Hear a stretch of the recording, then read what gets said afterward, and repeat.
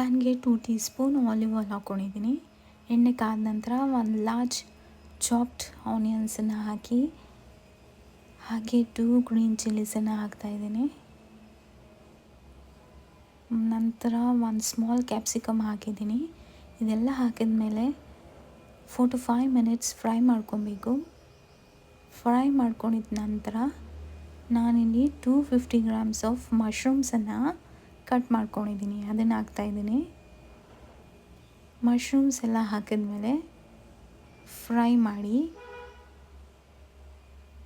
4 to 5 minutes boil ಆಗಕ್ಕೆ ಬಿಡಬೇಕು. Mushroom ನೀರನ್ನು ಬಿಟ್ಟು ಆ ನೀರೆಲ್ಲ ಸುಂಡಿದ ಮೇಲೆ 1/4 ಟೀ ಸ್ಪೂನ್ ಪಿಂಕ್ ಸಾಲ್ಟ್ ಮತ್ತು ಅರ್ಧ ಟೀ ಸ್ಪೂನ್ ಪೆಪ್ಪರ್ ಪೌಡರನ್ನು ಹಾಕಿ ಮಿಕ್ಸ್